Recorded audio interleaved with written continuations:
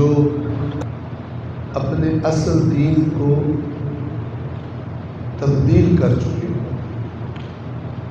حضرت موسیٰ نے جو تعلیمات دی تھی ان کو بھول چکے ہیں، اور جن کو اپنا بزرگ مانتے ہیں، جن کی یہ نسل ہے، یعنی حضرت ابراہیم، اسحاق، یعقوب علیہ السلام، یا آپ کو معلوم ہے حضرت موسیٰ بہت ان کے بعد میں آئے ہیں، حضرت ابراہیم ہو، اسماعیل ہو، اسحاق ہو، یعقوب کے بعد میں، اور بنی اسرائیل میں ہی سے تھے۔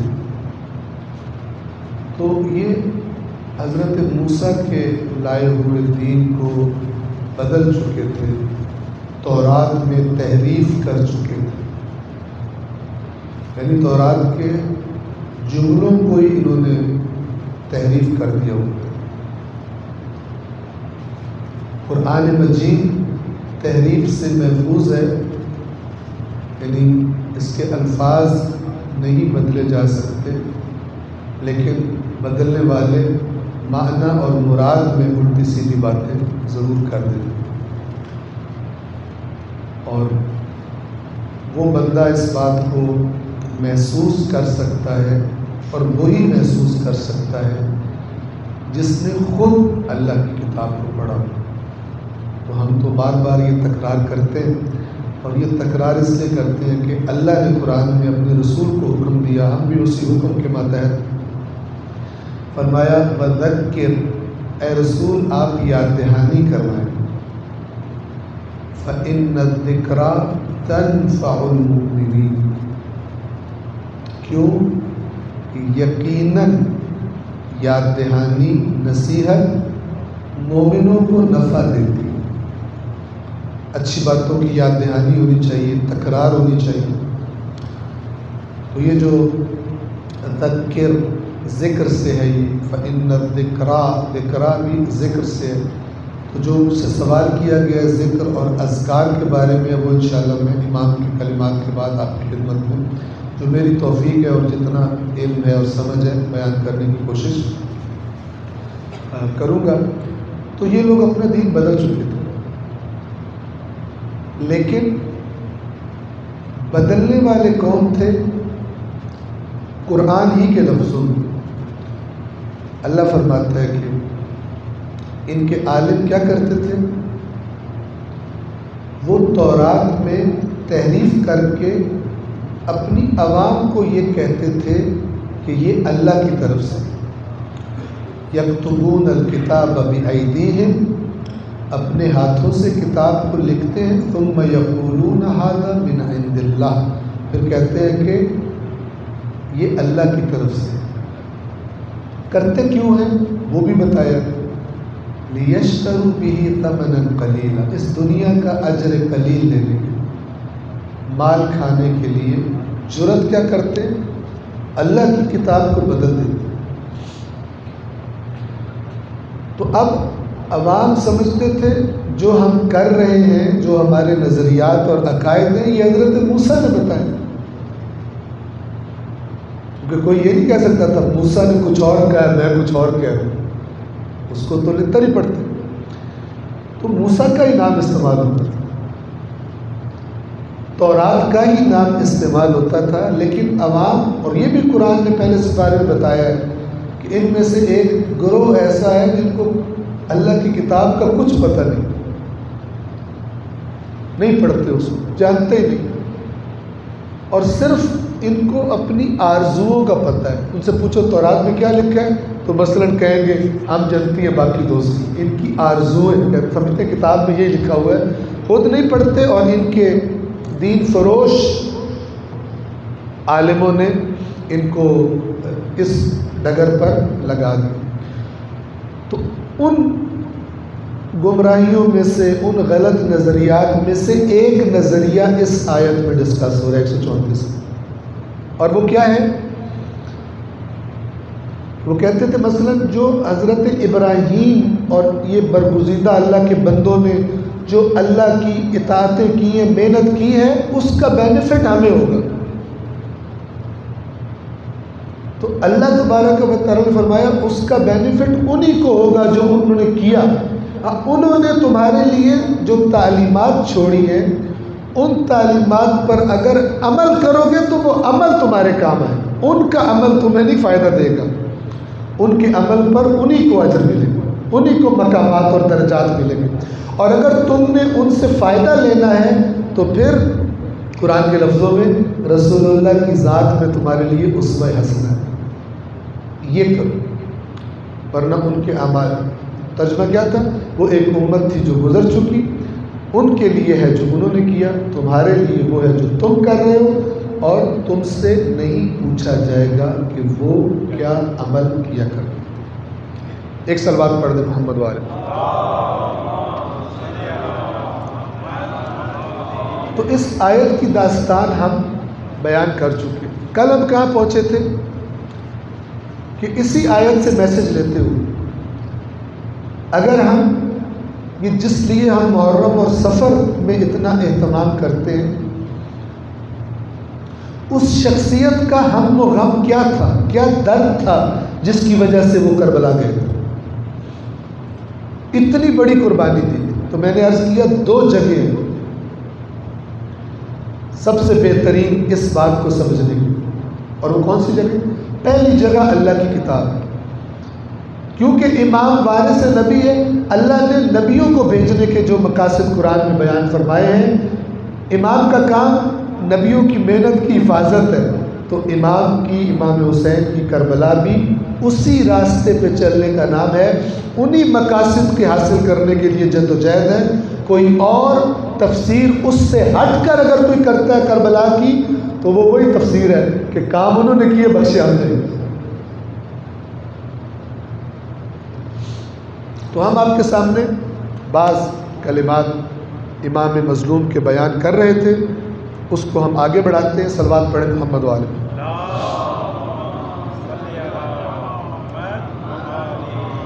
کل ہم یہ والا جملہ پڑھ رہے تھے امام حسین کا کہ جو ایک خط میں سے اقتباس ہے جو امام حسین علیہ السلام نے اہل کوفہ کو لکھا.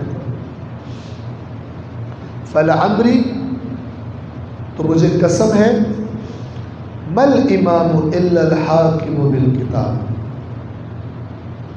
اب یہ سننے بھی اور یہ سوچے بھی کہ یہ فقط اسی زمانے کے لیے تھا. یہی سے سمجھے کہ 2 زمانے، ایک وہ زمانہ ہے جس میں اللہ کا نبی موجود ہے، تب بھی فارمولہ یہی. ابھی آگے قول امام کا آئے گا جس میں وہ اللہ کے رسول کا فرمان نقل کرتے، کہتے ہیں کہ اللہ کے نبی نے فرمایا. اور یاد رکھیں ائمہ کا فرمان اگر وہ رسول پاک کا نام نہ بھی لے تو وہ رسول کا ہی فرمان ہوتا ہے. مگر جب ایسے لوگوں سے بات کر رہے ہو جو ان کو بطور امام نہیں مانتے، پھر وہ رسول کا نام بھی لیتے ہیں تاکہ ان کو، اگر تم ہمیں نہیں قبول کر رہے تو اس رسول کی تو بات مانو جس کا کلمہ پڑھتے. تو یہ بات بھی وہی رسول اللہ کا فارمولہ، اور رسول اللہ کے فارمولے قیامت تک، رسول اللہ کی بتائی باتیں مقاصد قیامت تک. تو فرمایا مل امام الا الحاکم بالکتاب، کہ مجھے قسم ہے کہ امام یعنی تمہارا رہنما، تمہارا لیڈر، تمہارا حاکم. یہاں امام یہ نہیں بتا رہے کہ امام معصوم ہوتا ہے، ورنہ یہی کہتے ہیں کہ امام نہیں ہو سکتا مگر جو معصوم ہو. یہ بات ہی نہیں کر رہے. کہہ رہے کہ کس کو رہنما ہونا چاہیے دین اسلام میں، شریعت میں؟ جس کا پہلا سرچشمہ حکومت کا اللہ کی کتاب ہے. نہیں ہے امام سوائے اس کے کہ جو الحاکم بالکتاب، کتاب کے مطابق حکم کرتا ہے، فیصلے کرتا ہے. القائم بالقسط، سورہ حدید کی آیت نمبر 25 سنائی تھی، وہی ہے لیقوم الناس بالقسط. سب نبی اس لیے آئے تاکہ ہر انسان کو اس کے جو حق بنتا ہے وہ ملے. اسی کو عدل کہتے ہیں. عدل کی بنا پر ملنے والی چیز کو قسط کہا جاتا ہے. اس حصے کو، عادلانہ حصے کو قسط کہا جاتا ہے عربی زبان میں. تو اور یہ پھر مجھے ذہن میں آ گیا سورہ حجرات میں آیت ہے کہ جب 2 مومن آپس میں لڑ پڑے تو ان کی صلح کروا دیا کرو. لیکن سلو ایسے نہیں کرایا کرو کہ چلو جی جو ہوا چھاڑ دو، مٹی پاؤ. یہ مٹی پاؤ کی سلو اسلام میں نہیں ہے. کیوں؟ اللہ تعالیٰ فرماتا ہے فَأَصْلِحُوا بَيْنَهُمَا بِالْعَدْلِ. اور یہاں پہ آپ کو عدل اور قسط کا فرق بھی پتہ چل جائے گا. فَأَصْلِحُوا بَيْنَهُمَا بِالْعَدْلِ وَأَقْسِطُوا. عدل سے سلو کراؤ اور جس کا جو حصہ بنتا ہے وہ، یعنی اگر اس نے نقصان کیا اس کا تو لے کر دو. یہ نہیں ہے کہ اس نے اس کا نقصان کر دیا تو اس کے بڑے بزرگ بڑے بیٹھے ہوئے مٹی پاؤ جی کوئی نہیں نقصان ہوتا رہتا. یہ سلو مت کرو، یہ کبھی بھی اس مظلوم کو مطمئن نہیں کرے گی. ہو سکتا ہے تمہاری دوست کی وجہ سے، میں اتنا بزرگ ہوں میں تجھے کہہ رہا ہوں چھڑ دے اس کو. اس بزرگ کو اتنی سینس نہیں ہے کہ اللہ نے کیا کہا سلو کیسے کرا لیں. سینس کہاں سے ہوگی؟ جب قرآن پڑھے گا سینس ہوگی. کہ وہ باتیں کروں کہ میں میرا تعلق بھی ڈیرے داری سسٹم سے ہے تو میں نے یہ معاملے دیکھے ہوں. جس غریب پہ نقصان کو ہوتے ہیں پھر کیونکہ عام طور پہ نقصان کرنے والے ذرا طاقتور لوگ ہوتے ہیں، ٹھیک ہے نا.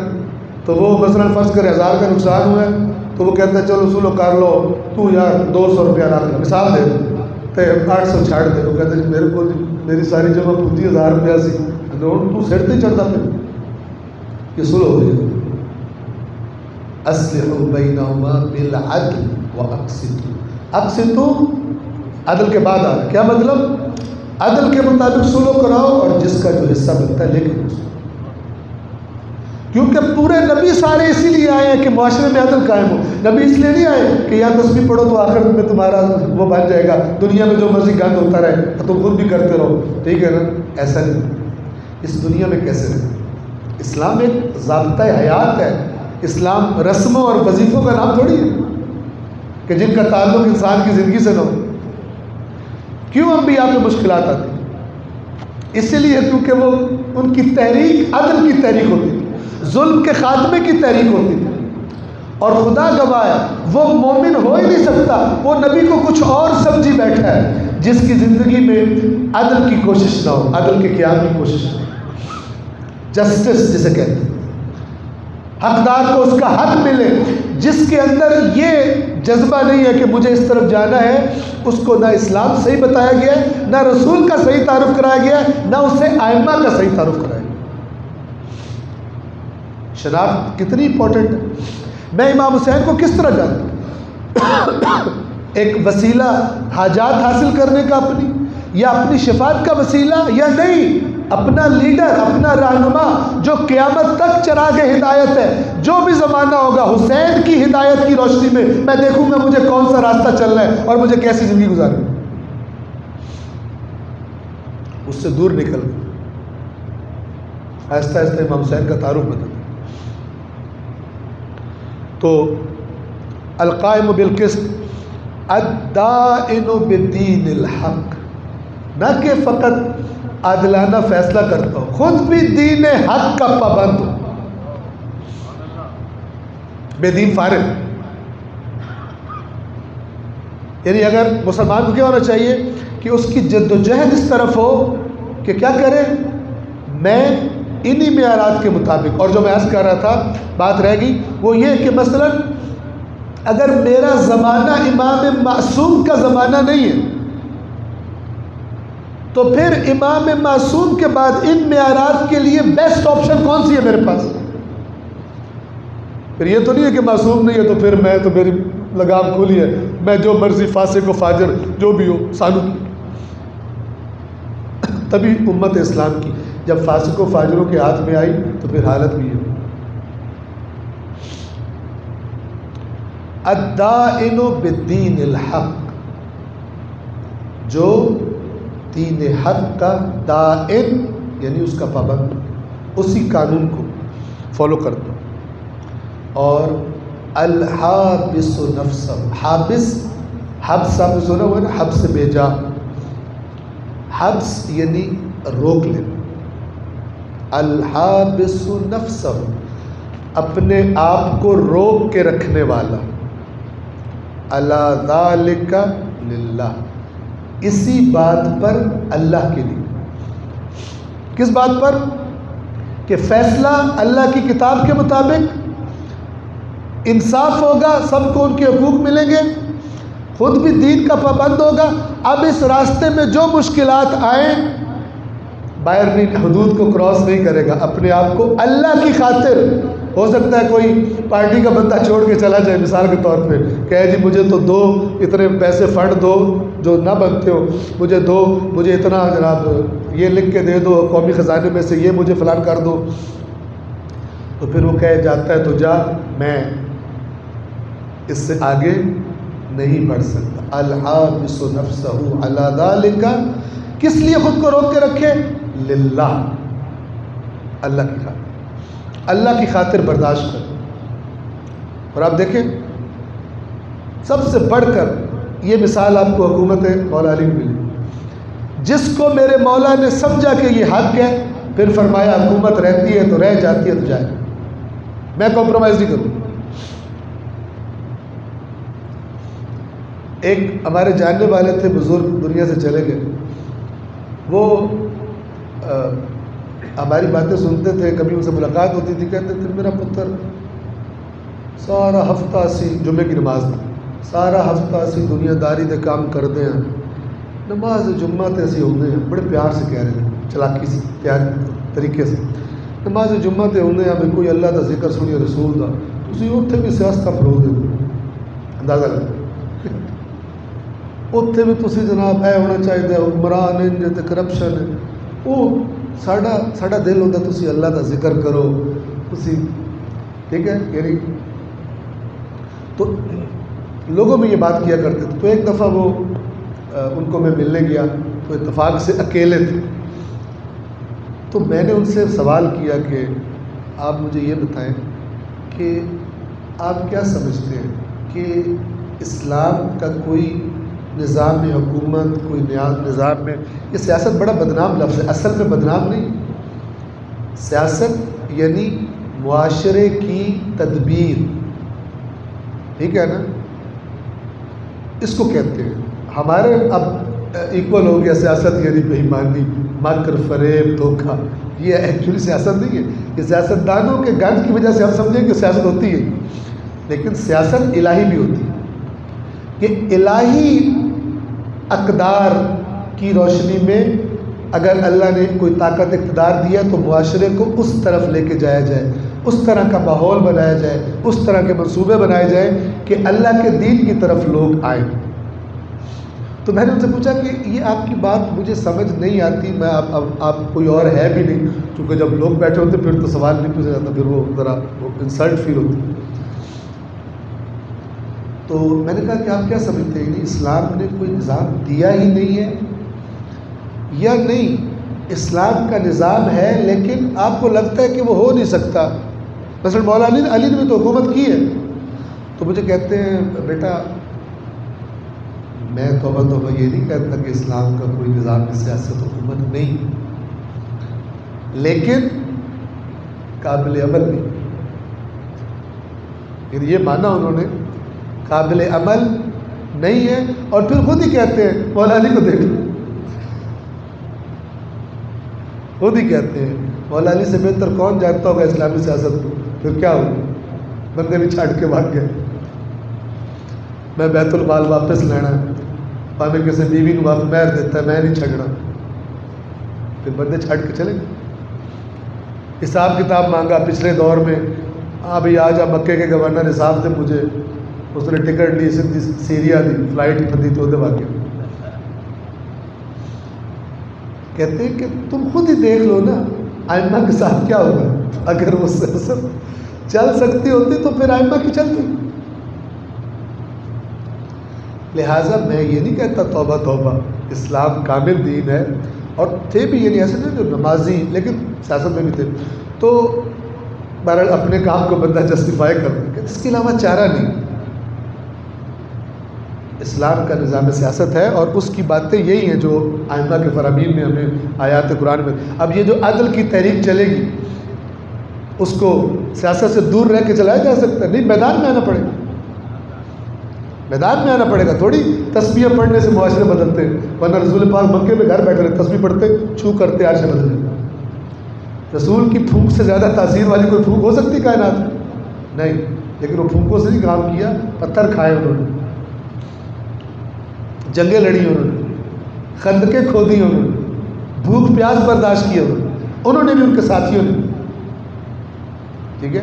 یہ وتواصوا بالحق وتواصوا بالصبر، یہ صبر کس میں ہے؟ گھر میں آ جاؤ صبر کرو نہیں، باہر نکلو، میدان میں ڈٹنے کا نام صبر ہے، نہ کہ بزدل کی طرح بھاگ کے گھر بیٹھ جانا اسی تو صبر کرانا.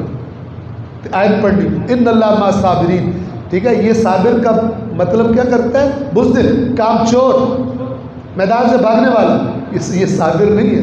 صابر عربی زبان میں دیکھیں ڈٹنے والا، خود کو کنٹرول میں رکھنے والا، جس سچویشن میں جو کرنا ہے، کوئی دھمکی، کوئی تھریٹ، کوئی مصیبت، مجھے میرے میدان سے. صبر کربلا میں نظر آتا. صابر ہیں کس پر؟ اپنے نظریے پر، اپنے ارادے پر صابر، چاہے کٹ جائے. کربلا یہی تو ہے. اور یہ نظیر لانا کہ وہ کربلا والوں نے قربانی دی، ہم بخشے دیں، کیونکہ اسی انہوں نے یاد کر دیتے. پھر اللہ کہتا ہے نہیں، وہی آیت آگئی 134 میں. یہ نظریہ ہی بڑا انحرافی ہے کہ جو اس قوم میں بھی آیا اللہ نے خبردار کیا تم میں نہ آ جائے، آ گیا ادھر. آگے چلیے. مکتوب ابی عبداللہ الحسین علیہ السلام الی اہال البصرہ، بصرے والوں کو ایک خط لکھا تھا، اس کے اندر یہ جملہ ہے، سارا خط نہیں، اقتباس ہے.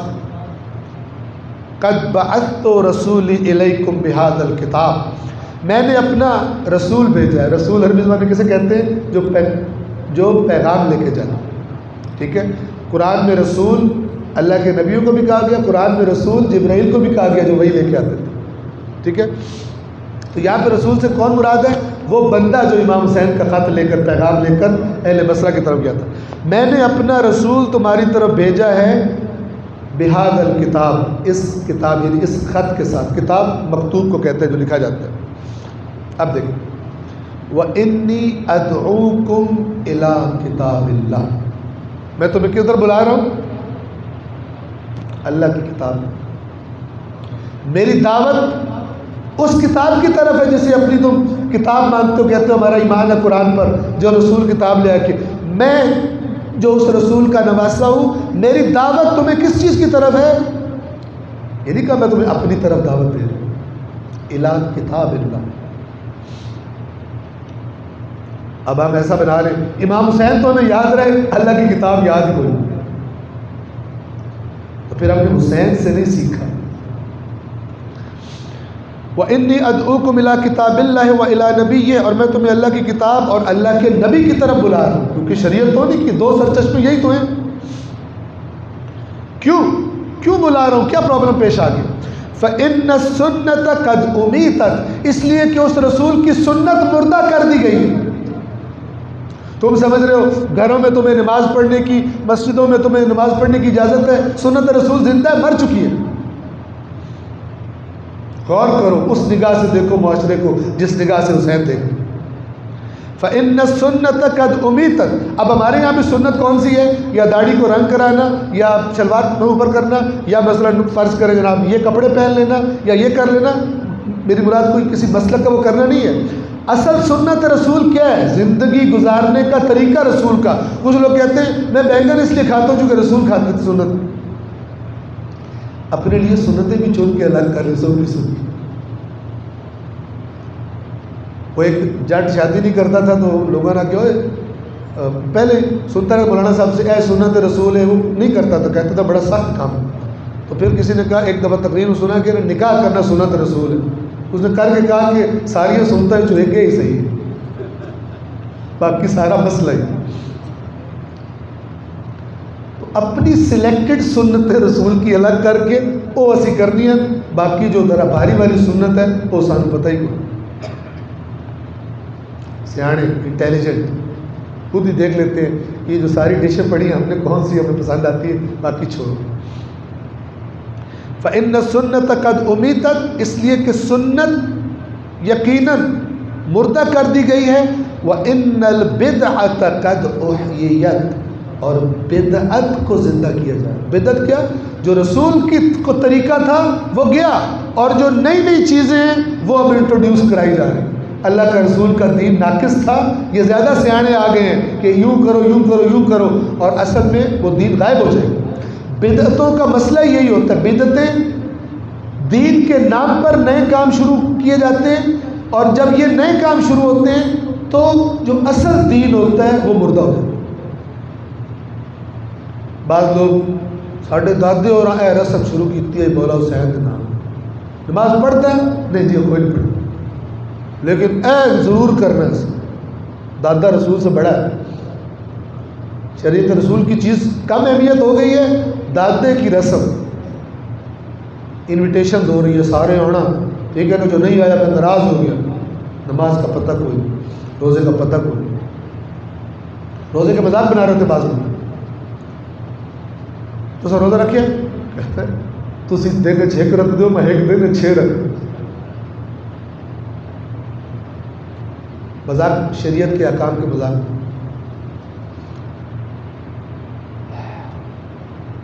فَإِن تُجِيبُوا دَعْوَتِي، دیکھیں اگر تم میری دعوت پہ لبیک کہو، وَتُطِيعُوا أَمْرِي، اور میرے امر کی اطاعت کرو گے، اہدکم الی سبیل الرشاد، میں تمہیں رشاد قد تبین الرشد من الغی، ٹھیک ہے نا۔ اور یہ جو جملہ ہے نا، یہ امام حسین علیہ السلام نے قرآن سے، مومن آل فرعون تھا، اس نے اپنی قوم سے کہا تھا، اور فرعون کے خاندان میں سے تھا، ایمان لے آیا تھا، بتایا نہیں تھا، چپکے ایسے جملے بولتا رہتا، اس کا جملہ ہے انی ادعوکم الی سبیل الرشاد، سبیل الرشاد، میں تمہیں رہنمائی کر رہا ہوں رشد کی طرف، ہدایت کی طرف۔ جو میں تمہیں کہہ رہا ہوں یہ دنیا یہ تو عارضی چیز ہے، فلاں اس طرح کی باتیں، سورہ مومن اس کو سورہ غافر بھی کہتے ہیں، اگر آپ اس کو پڑھیں تو وقال رجل مؤمن من آل فرعون یکتم ایمانہ، ایک مومن مرد نے جو آل فرعون میں سے تھا، اس نے کہا، اور اس نے اپنا ایمان چھپایا ہوا۔ توجہ کیجیے، اگلا جملہ، اگلا اقتباس، ایک صلوات پڑھ دے محمد و آل محمد۔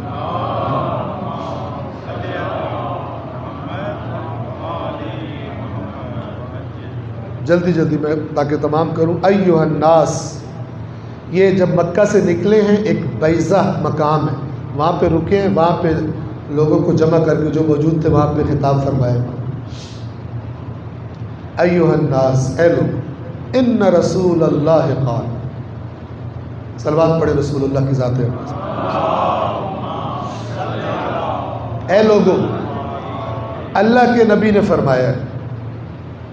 کیوں کہہ رہے ہیں؟ کیونکہ وہ لوگ ہیں کہ جو امام کو امام نہیں سمجھتے، رسول کی بات یاد کریں، اور یہیں سے پتہ چلتا ہے کہ یزید کون ہے۔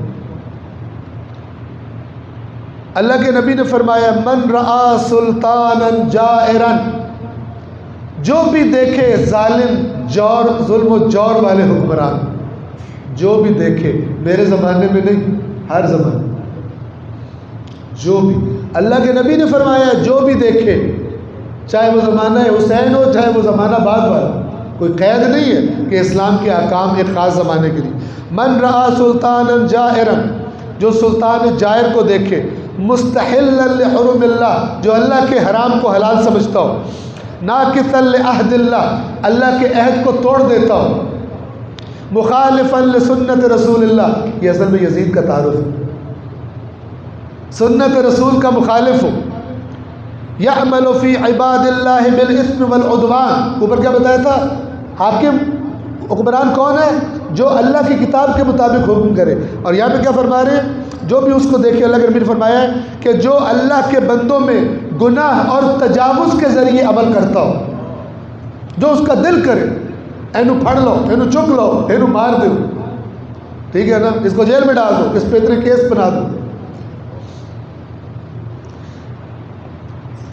اور پھر ایسے بندے کو دیکھیں اپنے زمانے میں، ایسے حکمران کو، لم یغیر بقول ولا فعل، جملہ بہت خطرناک ہے، اور نہ ہی قول سے اور نہ ہی فعل سے اسے تبدیل کرنے کی کوشش نہ کرے، کیسانوں کی خود نہ بولنا لتر پھونک دینا، ٹھیک ہے نا۔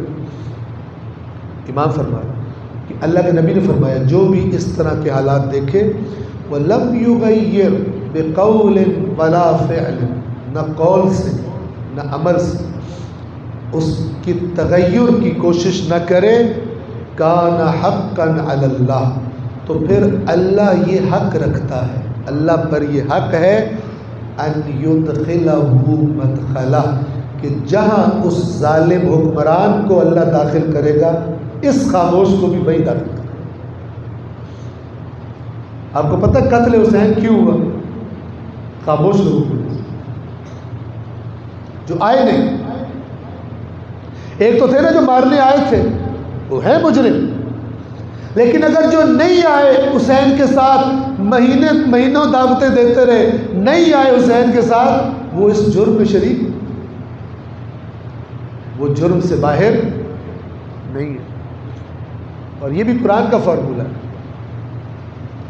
آپ کو پتہ ہے حضرت صالح کی اونٹنی ایک بندے نے، قرآن کہتا ہے فَنَادَوْا صَاحِبَهُمْ فَتَعَاطَىٰ فَعَقَرَ، سورہ قمر، انہوں نے اپنے اس ساتھی کو بلایا، وہ آیا اور اس نے اونٹنی کو قتل کر دیا، ایک بندہ مارنے والا۔ اور سورہ شمس میں وَالشَّمْسِ وَضُحَاهَا کیا کہتے ہیں فَكَذَّبُوهُ فَعَقَرُوهَا، کذبت ثمود بطغواها، قوم سمود نے اپنے طغیان سے تکذیب کی، جھٹلایا۔ اذن بعث اشقاها، جب ان کا شقی ترین بندہ اٹھا، دیکھیں ایک بندہ اٹھا، ٹھیک ہے، اس کو بھڑکایا گیا، تو بڑا بہادر ہے، تو مار سکتا ہے، اس کو بہرحال جو بھی کہے گا اس کو وہ بھڑک کے اٹھا۔ اور اب اللہ تعالیٰ فرماتا ہے فَقَالَ لَهُمْ رَسُولُ اللَّهِ نَاقَةَ اللَّهِ وَسُقْيَاهَا، اللہ کے رسول نے ان سے کہا یہ اللہ کی اونٹنی ہے، اس کے بارے میں دھیان سے رہنا اور اس کے پانی پینے کا بھی خیال رکھنا، ٹھیک ہے نا، کیونکہ ایک دن وہ پیتی تھی ایک دن یہ پیتے تھے۔ اب اللہ فرماتا ہے فَكَذَّبُوهُ، یہ جمع کا لفظ، انہوں نے جھٹلا دیا، فَأَكَرُوهَا، اور انہوں نے قتل کیا اونٹنی۔ یہ انہوں نے کیوں ہے؟ اس لیے کہ باقی کچھ تو بیچ میں شامل ہوں گے اور کچھ کہیں گے ہم کیوں بولیں، اللہ آپ پہ ہی کر لے سی، یہ اللہ دی اٹھنی ہے تو اللہ آپ پہ سنبھال سی، ٹھیک ہے نا۔ اللہ نے فرمایا کہ فَقَدَّبُوهُ فَعَقَرُوهَا، پھر اللہ نے کیا کیا فَدَمْدَمَ عَلَيْهِمْ رَبُّهُمْ بِذَنبِهِمْ فَسَوَّاهَا وَلَا يَخَافُ عُقْبَاهَا، پھر اللہ نے سب پہ عذاب کیا۔ صلوات پڑھے محمد والے۔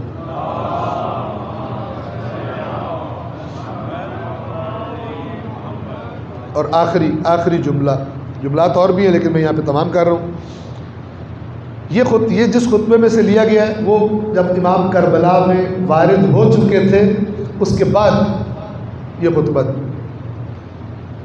کون کہتا ہے، کون ظالم ہے جو امام حسین کی کربلا کی اور تفسیریں کرے ان جملوں کے بعد۔ اور میں آپ کو گزارش کر رہا ہوں کہ آپ جتنے لوگوں کو سنتے ہیں، عالم ہیں یا ذاکر، جن کی باتوں میں حسین کے یہ کلمات نہیں ہیں، ان کی جھلک نہیں ہے، ان بے ایمانوں کو مت سنو، کہ جو حسین کے اپنے جملوں سے کربلا بیان نہیں کرے تو آپ کو کون سی وہ احمقوں کی جنت میں پہنچانا چاہتے ہیں۔ اس کا مطلب ہے وہ نہ حسین کو راضی کرنا چاہتے ہیں، نہ رب حسین کو راضی کرنا چاہتے ہیں، وہ آپ کو راضی کر کے مال کمانا چاہتے ہیں، سمپل۔ ورنہ اتنی بڑی قربانی اس ہستی نے دی ہے اور اس کی باتیں نہ بتائی جائیں اور اس کے نام پر اپنے ہی جو دل کرے وہ باتیں کی جائیں۔ سنیں، اور یہ جملات کا بیان تمام۔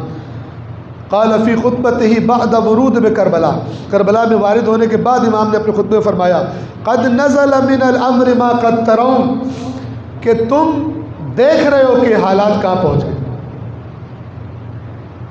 کیا سچویشن آ گئی۔ الا ترون الی الحق لا یعمل به، کیا تم حق کی طرف نہیں دیکھ رہے کہ اس پہ عمل نہیں ہو رہا۔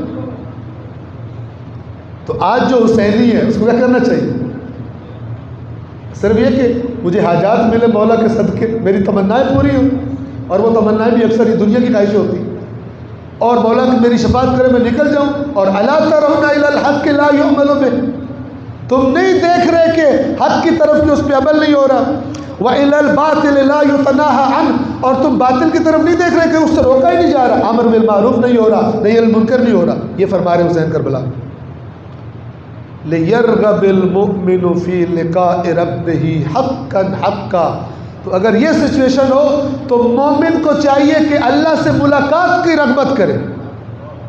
اس گندے معاشرے سے بہتر ہے یا تو اس کی اصلاح کی کوشش کرے جس کے لیے ہم کربلا کریں، اور یا پھر کیا کرے، اگر نہیں لوگ ساتھ دیتے تو اللہ کا لقاء پوری کربلا کا خلاصہ بہتر. فَلْيَرْغَبِ الْمُؤْمِنُ، مومن کو چاہیے رغبت کرے کس کی طرف؟ فی لقاء ربہ، اپنے رب کی ملاقات، اس کا شوق پیدا کرے. حقا حقا، تاکید ہے. صلوات پڑھے مولا حسین کی ذات اقدس پر.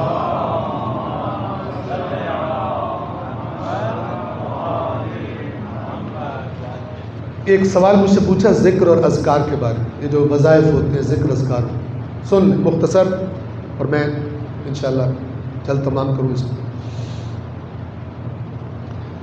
ہم جب ذکر اذکار کا نام لیتے ہیں تو ہمارے ذہن میں کیا ہے کہ یہ آدمی تسبیح پکڑی ہو، پڑھ رہا ہو سبحان اللہ الحمدللہ اللہ اکبر، یا حفیظ ہو، یا مختلف فلانے بزرگ نے بتائی، فلانے مولانا نے بتائی، فلانے پیر. بہت اچھا. حقیقت ذکر کیا ہے یہ جان لیں، اور پھر اس کے بعد پھر تسبیح سبحان اللہ. لیکن اگر وہ نہیں ہے تو پھر یہ والا ذکر یہ اپنے مطلب کے لیے ہے، حقیقت ذکر کی طرف توجہ نہیں. لفظ ذکر کو آپ کو پتہ قرآن کے ناموں میں سے ایک نام ذکر، انا نحن نزلنا الذکر، یقیناً ہم نے اس ذکر کو نازل کیا، وَإِنَّا لَهُ لَحَافِظُونَ. ذکر کا معنی کیا ہے؟ آپ عربی لغت میں دیکھیں گے جا کر، ذکر یعنی کسی چیز کو یاد رکھنا، یعنی آپ کا دماغ متوجہ رہے. حقیقت ذکر کا تعلق زبان سے نہیں، توجہ سے. اللہ کا ذکر یعنی اللہ کی طرف توجہ، اللہ سے غافل نہ ہو. اقم الصلاۃ لذکری، میرے ذکر کے لیے نماز، یعنی میری یاد کے لیے، میری طرف توجہ کے لیے نماز قائم کرو. اذا نودی للصلاۃ من یوم الجمعہ فاسعوا الی ذکر اللہ فاذا قضیت الصلاۃ فانتشروا فی الارض وابتغوا من فضل اللہ واذکروا اللہ کثیرا. پھر جو مسجد میں سیکھا ہے اللہ کی طرف توجہ، جب باہر نکلو اور اپنے اللہ کا فضل تلاش کر رہے ہو، رزق روزی اپنی، وہاں پہ اللہ کو مت بھولنا. تمہیں سکھایا، ٹرین کر کے باہر بھیجا ہے، یہ نہیں کہ اندر ذکر کرو باہر آ کے دو نمبریاں کرو، وہ کام کرو کہ اللہ یاد ہی بھول جائے. جب کوئی بندہ بہت دو نمبریاں کرو تو یہ جملہ اس کو بولا جاتا ہے، تیرے خدا یاد کوئی نہیں. کبھی کہتے ہیں موت، یہ ہوتا ہے ذکر. ٹھیک ہے، ذکر کسی چیز کو یاد رکھنا یا کسی بھولی ہوئی چیز کو اگر انسان کو یاد آ جائے اسے ذکر کہتے ہیں. یہ لغت کے اعتبار سے معنی ذکر. اب روایت سنیے، اصول کافی کی روایت ہے، امام جعفر صادق علیہ السلام فرماتے ہیں وہ سب سے سخت چیز جو اللہ نے اپنے بندوں پر فرض کی ہے وہ اس کا ذکر. وہ سب سے سخت چیز، سب سے مشکل چیز جو اللہ نے اپنے بندوں پر فرض کی ہے وہ اس کا ذکر ہے. ہم کہیں یہ کون سا، ہم اللہ اکبر سبحان اللہ سوتے بیٹھتے چلتے پھرتے ڈرائیو کرتے ہم کر سکتے ہیں، اس میں کون سا مسئلہ ہے؟ بلکہ ہم نے تو ایسے بندے دیکھے کہ تسبیح پڑھ رہے ہیں اور تسبیح پڑھتے پڑھتے دیکھا کہ نا نوکر کوئی غلط کام کر رہا ہے، تسبیح کا پوز کیا، اس کو گندی سی گالی نکالی، پھر ذکر کرنے لگے، اور نہ کر رہے وہ گالی دی پھر ذکر. یہ ذکر ہے. اگر یہ اللہ کی طرف توجہ کروا رہی ہوتی تو کبھی منہ سے گالی نہ نکلتی. یہ ذکر تو ہو رہا ہے کوئی اپنا کام پھنسا ہوا ہے تو پیر صاحب نے کہا کہ اب وظیفہ کر دے تیرا کام ہو جائے. اب سنیں امام کیا فرما رہے ہیں، ذکر کیا ہوتا ہے. فرمایا وہ سب سے مشکل چیز جو اللہ نے اپنے بندوں میں فرض کی ہے وہ اس کا ذکر ہے. اور فرمایا میری مراد سبحان اللہ والحمد للہ ولا الہ الا اللہ واللہ اکبر کہنا نہیں ہے، اگرچہ یہ بھی ذکر ہے. تو میری مراد کیا ہے؟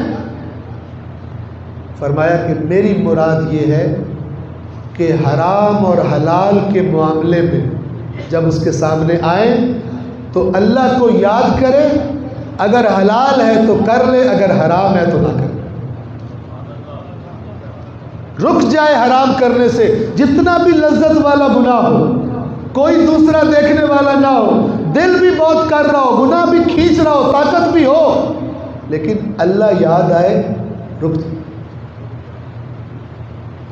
فرمایا یہ ذکر،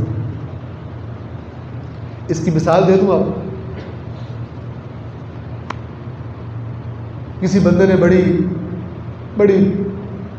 پڑے پاپڑ بیل کے امیگریشن ہو گئی اس کی، مثال فرض کریں جی امریکہ کی یا کینیڈا کی یا انگلینڈ، جہاں آپ سب اکثر لوگ جانا چاہتے ہیں اپنے ملک کی حالات دیکھ کر، ٹھیک ہے، تو اس کی امیگریشن ہو گئی، وہ دن بھی آ گیا جس دن فلائٹ تھی، سارا قبیلہ آیا ہوا ہے، مبارکیں دینے، ایسے لگ رہا ہے جنت میں جا رہے ہیں، ٹھیک ہے نا، مبارکیں دینے آئے ہوئے ہیں اور کہہ رہے ہیں کہ سی آف کرنا ہے۔ اب وہ سارا قبیلہ نکلا ایئرپورٹ جانے کے لیے، فلائٹ کا ٹائم قریب آ رہا تھا۔ ذکر کیا چیز ہے، توجہ کریں، یا چیز کو یاد رکھنا یا بھولی ہوئی چیز کا یاد آ جائے۔ جب یہ آتا ہے تو پھر وہ کیا کرتا ہے، اور اگر وہ نہیں ہے تو پھر نام رکھا ہوا ہے ذکر، ٹھیک ہے نا، آپ گنجے کا نام زلف علی خان رکھ دیں تو وہ زلف والا تو نہیں ہو جائے گا، ٹھیک ہے نا، گنجا ہی رہے گا۔ حقیقت ذکر یہ ہے، وہ قافلہ چلا، بیچ میں شہنشاہ صاحب بھی تھے، اس قافلے کے شہنشاہ جو کہ کینیڈا جا رہے ہیں، امیگریشن ہو گئی ہے، بڑی خوشی خوشی جا رہے ہیں، آدھے راستے میں اچانک یاد آئے ذکر، پاسپورٹ تے گھر بول گئے، اب یہ کیا کرے گا، آگے جائے گا؟ یہ ہوتا ہے ذکر، جو امام نے فرمایا نا، بڑا کھینچ رہا تھا حرام کہ میں نے اپنی موجیں کر لی، اچانک یاد آیا کہ اللہ تو ناپسند کرتا ہے، رک گیا تو پھر ذکر ہے، نہ رکا تو باہیں تسبیاں بان چھڑے تروڑ چھڑے تسبیاں، کوئی ذکر نہیں ہے، فراڈ ہے۔ جو ذکر زندگی پہ کون سی اللہ کی یاد، تو امام نے فرمایا حرام و حلال کے معاملے میں، تو جیسے اس کو یاد آیا پاسپورٹ میرا گھر رہ گیا ہے، فوراً ہی موبائل کی طرف، ٹھیک ہے، فون کر رہے گھر، اگر گھر میں کوئی ہے تو کہ یار اسی تھوڑا ویٹ کر دیں، 1 منٹ ہے، وہ پاسپورٹ لے کے فلانی جگہ پہ پاسپورٹ پڑا ہے، وہ میں بھول گیا ہوں، کیونکہ اسے پتہ پاسپورٹ کے بغیر کسی نے نہیں بیٹھنے دینا جہاز میں، تو اگر گھر میں کوئی ہوگا تو اس کو کہے گا لے کے آ، اور اگر کوئی نہیں ہوگا تو یو ٹرن لے کے واپس گھر جائے گا اور گاڑی دوڑائے گا، جلدی جلدی فلائٹ نہ نکل جائے۔ یہ کیفیت ذکر کہلاتی ہے۔ دو کیفیت، ایک بغیر بھولے یاد رکھ، بغیر بھولے یاد رکھ، ٹھیک ہے نا، جو ہمارے بعض یہ جو صوفی عارفانہ کلام لکھے وہ اسی کو کہتے ہیں، جو دم غافل سو دم کافر، یعنی اتنا بڑا اللہ گیا نہیں کہ ہم کافر ہو گئے، اللہ کی طرف سے توجہ ہٹی نہیں کہ ہم کافر ہو گئے۔ بہرحال تو جائے گا، پاسپورٹ لے کر آئے گا، بغیر بھولے یاد رکھنا، متوجہ رہنا، یا یہ کہ اگر بھول گیا تھا تو یاد آئے، جیسے میں نے پاسپورٹ کی مثال آپ کو دی ہے، یہ حقیقت ذکر، ٹھیک ہے۔ اب اللہ کا ذکر ہو،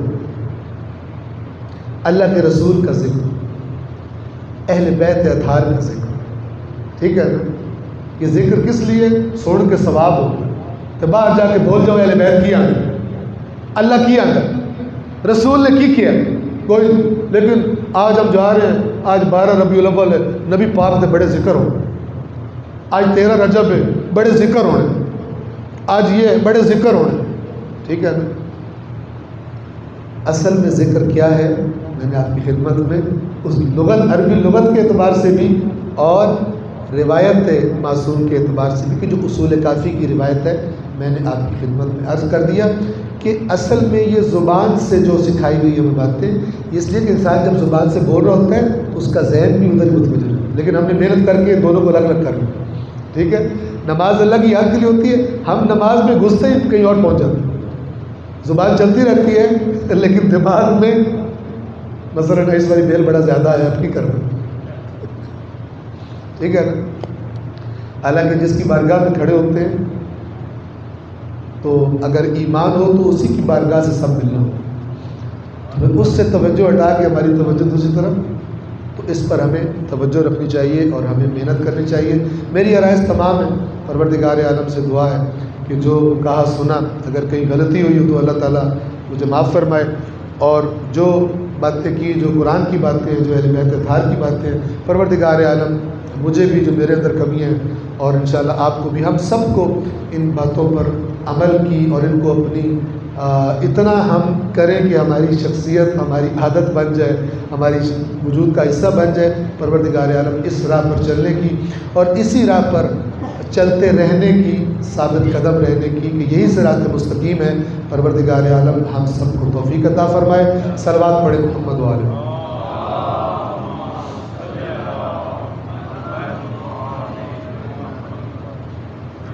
اسیروں کا قافلہ جب دمشق میں داخل کیا گیا، یہ لوگ کہتے ہیں کہ یزید کو تو پتہ ہی کوئی نہیں تھا، اس کو بعد میں پتہ چلا کہ اتنا بڑا حادثہ ہو گیا، بڑا بھولا یزید تھا۔ اگر یزید کو بعد میں پتہ چلا اور وہ نہیں چاہتا تھا اور اس کو لگا کہ بڑا ظلم ہو گیا ہے، اسے کیا چاہیے تھا؟ اسے چاہیے تھا ابن زیاد کو ہٹا دیتا، کوئی سزا دیتا، کچھ بھی نہیں کہا اس کو۔ چلے وہ نہیں کہا، اس کی سیاسی مجبوری ہوگی، لیکن اگر اسے پتہ تھا اتنا بڑا ظلم ہو گیا، تو جب ابن زیاد نے اس کو خط لکھا کہ یہ جو باقی لوگ بچ گئے، یہ قیدی میرے پاس ہیں، میں کیا کروں؟ یزید کو کیا کہنا چاہیے تھا؟ فوراً ان کو آزاد کر دو، عزت و احترام کے ساتھ ان کو مدینہ بھجواؤ۔ لیکن اس خبیث نے کہا کہ ان قیدیوں کو میرے پاس بھیجو، اور پھر کتنا لمبا سفر کیا ہے اس غموں سے چور قافلے۔ تو بس ایک منظر کہ جب یہ قافلہ ان کو وارد کیا گیا دمشق میں، سہل ساعدی ایک صحابی رسول ہے، وہ روایت یہ بیان کرتا ہے، یعنی اپنا واقعہ بیان کرتا ہے کہ میں سفر پر تھا اور دوران سفر میں دمشق میں رکا ہوا تھا کچھ دنوں کے لیے۔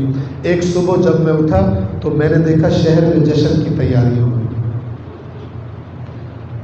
میں نے سوچا کہ آج کوئی اسلام کی عید تو نہیں ہے، عید کا دن تو نہیں ہے، پھر کیوں لوگ نئے نئے کپڑے پہن کے پھر رہے ہیں اور بڑے خوش نظر آ رہے ہیں، ہنستے کھیلتے نظر آ رہے ہیں، شہر کو دلہن کی طرح سجایا جا رہا ہے، کیا معاملہ ہے؟ کہتا ہے میں نے جا کے لوگوں سے، کچھ لوگوں کو دیکھا، میں نے ان سے سوال کیا تو انہوں نے جواب دیا تجھے نہیں معلوم ایک باغی نے مسلمانوں کے حکمران کے خلاف، یزید کے خلاف قیام کیا تھا اور وہ اپنے ساتھیوں کے ساتھ مارا گیا، اور جو لوگ بچ گئے تھے وہ ان کی عورتیں وہ قیدی بنا کر اور بچے یہاں پر لائے جا رہے ہیں، اور اس قافلے کو دیکھنے کے لیے، اپنی فتح کا جشن منانے کے لیے شہر کو سجایا جا رہا ہے۔ سال کہتے ہیں کہ میں نے سوال کیا کون سے دروازے سے داخل کیا جا رہا ہے؟ انہوں نے دروازہ ساعات جو دمشق کا ایک دروازہ تھا اس کا بتایا، تو یہ کہتے ہیں کہ میں اس دروازے کی طرف چلا کہ میں بھی تو دیکھوں کہ وہ کون ہے، وہ قیدی کون ہے۔ کہتے ہیں جب میں قریب پہنچا تو میں نے جو منظر دیکھا وہ یہ تھا کہ آگے آگے کچھ نیزہ بردار سپاہی ہیں اور ان نیزوں کے اوپر کچھ سر ہیں، اور پیچھے ایک قیدی ہے اور اس کے ساتھ کچھ عورتیں ہیں، کچھ خواتین ہیں اور کچھ بچے۔ یہ منظر دیکھا، جب میں کچھ قریب پہنچا تو گویا قیامت ٹوٹ گئی۔ قریب پہنچ کر جب میں نے نیزوں پر نگاہ ڈالی تو میں نے اپنا سر پیٹ لیا۔ جس سر پر میری، جس چہرے پر میری نگاہ پڑی وہ مولا حسین کا، نواسہ رسول کا، جس کا میں صحابی تھا، نواسہ رسول کا سر تھا۔ دوسرے نیزے پر نگاہ گئی، چہرہ بالکل پیغمبر کے چہرے کی طرح تھا، شبیہ پیغمبر علی اکبر کا سر تھا۔ تیسرے نیزے پر نگاہ پڑی، ابو الفضل العباس کا سر تھا۔ اب جو سروں کو دیکھنے کے بعد میں اس قیدی کے قریب پہنچا اور میں نے پہچاننے کی کوشش کی تو وہ زنجیروں میں جکڑا ہوا میرا مولا سجاد تھا۔ میں نے مولا سجاد کو سلام کیا۔ عزاداروں، مولا سجاد کی مظلومیت دیکھو، خدا جانے کیسے کیسے جملے سن چکے تھے اس سفر میں کہ تعجب سے سر اٹھا کر دیکھا اور کہا کہ اے شخص تو کون ہے جو دشمنوں کے اس شہر میں مجھ غریب کو سلام کر رہا؟ میں نے عرض کی مولا میں آپ کا غلام ہوں، آپ کے جد کا صحابی ہوں، میرا نام سہل ہے، اگر اس عالم غربت وقت میں کوئی خدمت کر سکوں تو مجھے حکم کیجئے۔ امام سجاد نے فرمایا سہل اگر کر سکے تو ان سپاہیوں سے کہے جنہوں نے نیزے اٹھا رکھے ہیں کہ ان سروں کو لے کر تھوڑا سا آگے چلے جائیں، کیونکہ لوگ جب سروں کو دیکھنے کے لیے نگاہیں اٹھاتے ہیں تو ان کی نگاہیں ہماری بیویوں کے چہروں پر پڑتی ہیں، ان سے کہے ہم سے تھوڑا آگے چلے جائیں تاکہ لوگ ہماری رسول کی بیٹیوں کے چہروں کو نہ دیکھیں۔ سہل نے یہ کام کیا، پھر واپس آیا، مولا کوئی اور خدمت کر سکتا ہوں؟ امام سجاد نے کیا فرمایا؟ بس یہ آخری جملہ ہے، آپ دیکھیے اتنا لمبا سفر کیسے کیا۔ ایک زنجیر تھی جو سید سجاد کی گردن میں ڈالی گئی تھی اور وہ زنجیر پیروں تک کو جکڑے ہوئے تھی۔ آپ جانتے ہیں جب سورج چمکتا ہے، دھوپ ہوتی ہے تو لوہا گرم ہو جاتا ہے۔ میرے مولا سجاد کی کیا کیفیت ہوئی ہوگی اس سفر میں؟ سہل سے فرمایا سہل یہ میرے گلے میں زنجیر دیکھ رہے ہو، اس سے مجھے بہت تکلیف ہے، اگر ہو سکے تو کوئی کپڑا میری گردن اور اس زنجیر کے درمیان رکھ دو تاکہ اس کی تکلیف میں کچھ کمی آ جائے۔ سہل کہتے ہیں میں نے کپڑا ہاتھ میں لیا اور جب میں نے رکھنے کے لیے